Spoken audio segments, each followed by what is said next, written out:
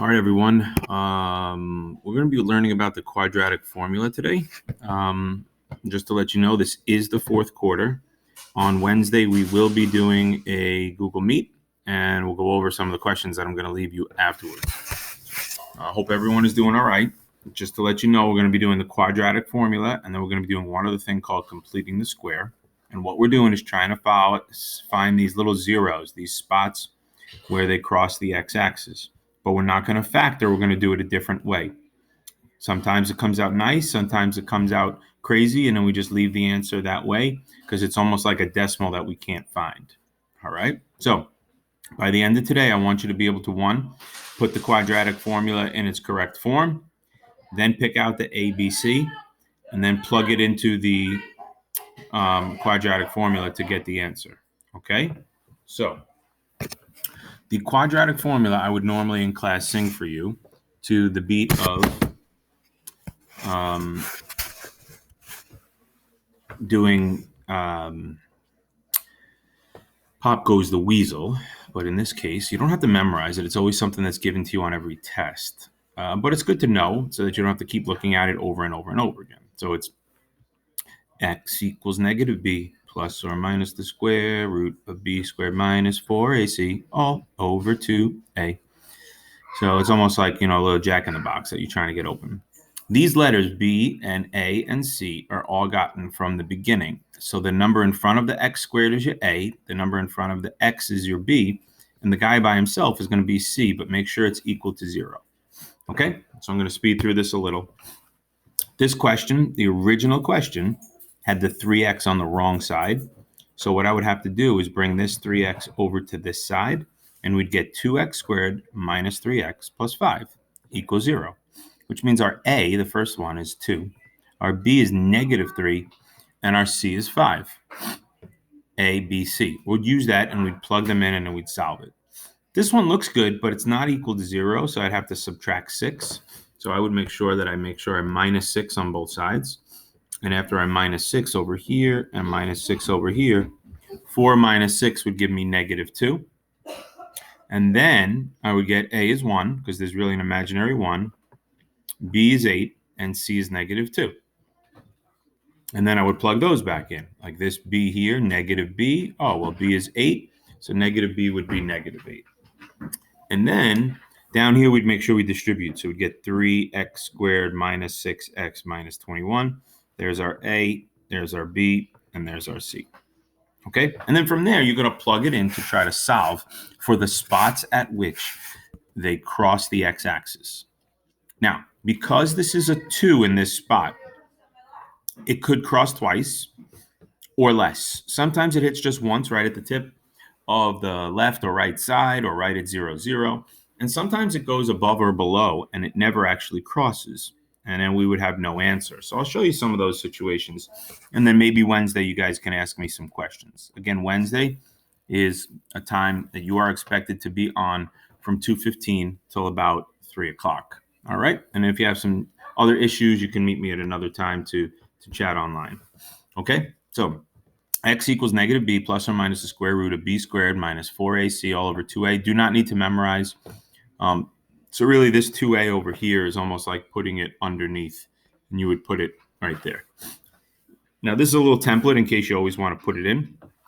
I'm just going to show you that this one here is now in the correct form. We did this on the last page, and we got it to 2, negative 3, and 5.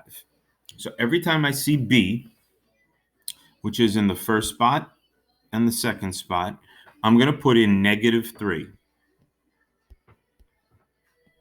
Negative 3 in parentheses.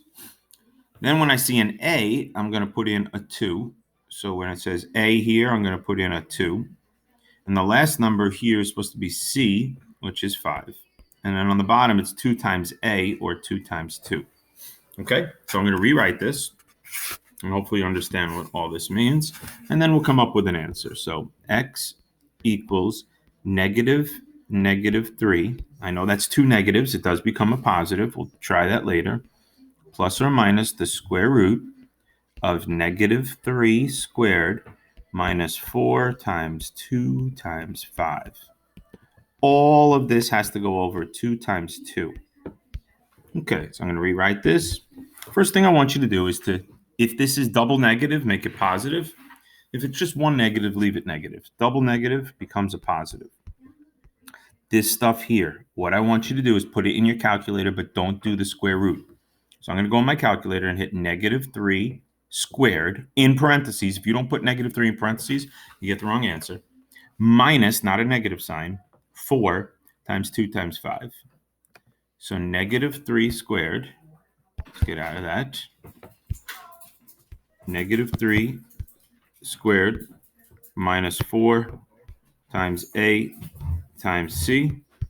And in this case, we get a -31. Now, soon as you see a negative, red flag, something's wrong. Because you cannot have a negative under a square root. Because there is no number times itself that's a negative. So that is what we call an imaginary number. And 2 times 2 is 4, so we'll keep that.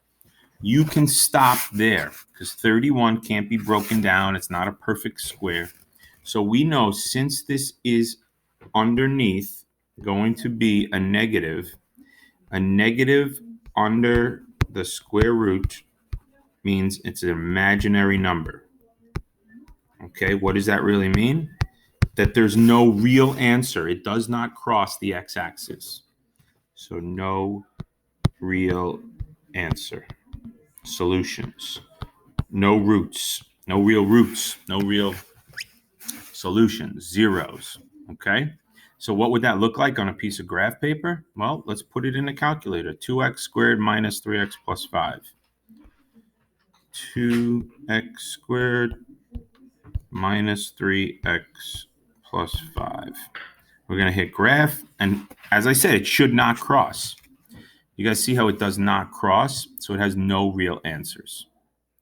Quadratic formula found that out for us, what those imaginary numbers could be. But anyway, that's what we see. All right, so let's do a couple that do have answers. Some questions can be factored, but the quadratic formula works every time. So we're going to use the quadratic formula, even though I know some of you might be able to think of some numbers. So the first thing is I need to move this 4x to the other side as minus.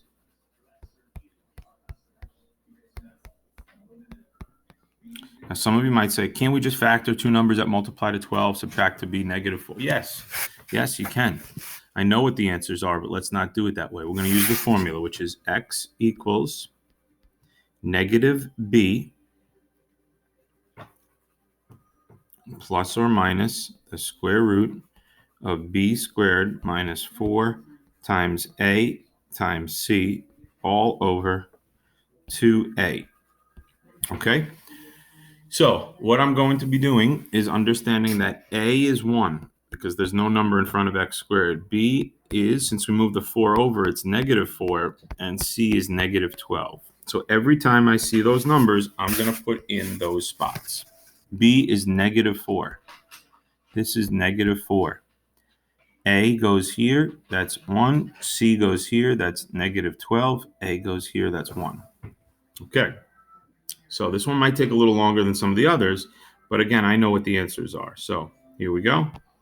First thing is I'm going to reduce the double negative to just become a +4, plus or minus.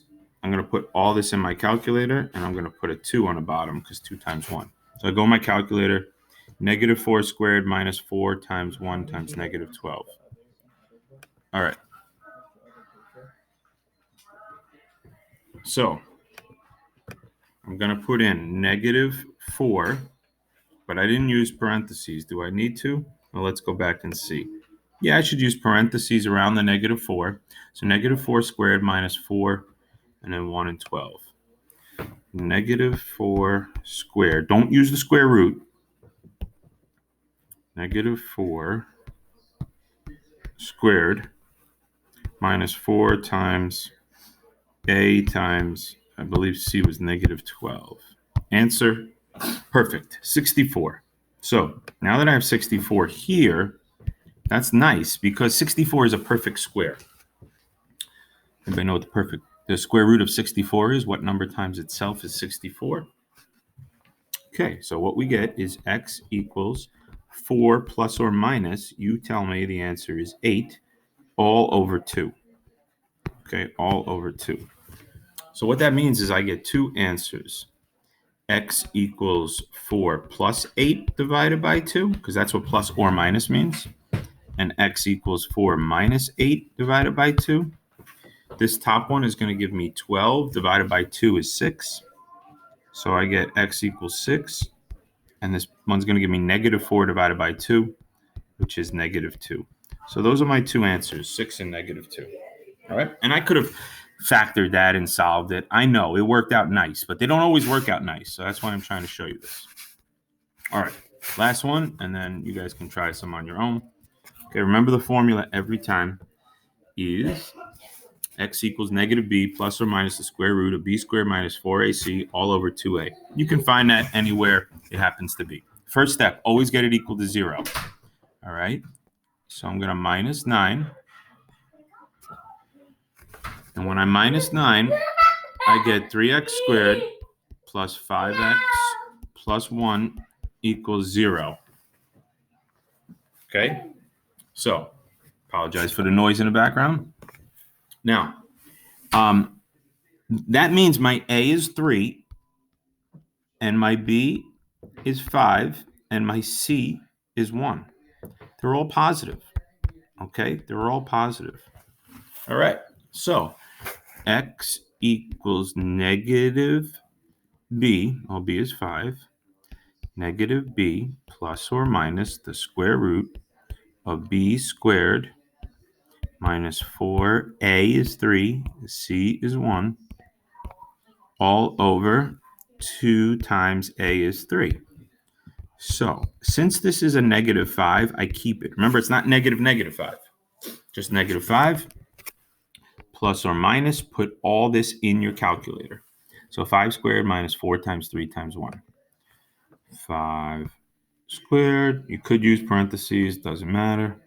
Minus 4 times 3 times 1, they're all positive for this one. We get a positive 13. So I'm going to use that right here and all over 6. All right, now, in this case, guys, we're actually done, and here's the reason why. There is no square root of 13. It's just square root of 13. So these are two answers. So it's really negative 5. My two answers are negative 5 plus radical 13 over 6. And the other answer is negative 5 minus radical 13 over 6. These are the two answers. You don't have to write it as the circles. This little spot, that square, is good enough. So those work because they're a positive under the square root. It's just not a nice number. We don't know what they are. So if you want to know what they really are, you go in your calculator, you put this in, and you find out exactly where those spots meet. It does meet 2 times. So it would be 3x squared plus 5x plus 1. 3x squared plus 5x plus 1. And the answers are around 0 and negative 1.5. Close. Okay? 0 and negative 1.5. Because remember, the answer said negative 5 plus or minus. So let's do the plus version, plus the square root of 13. And then we divided that by 6. And you see how that answer is close to 0? So that's kind of what it is. All right, enough of that. Listen, I hope you guys have a good day. I want to see everybody on Wednesday at 2:15 so we can do this again.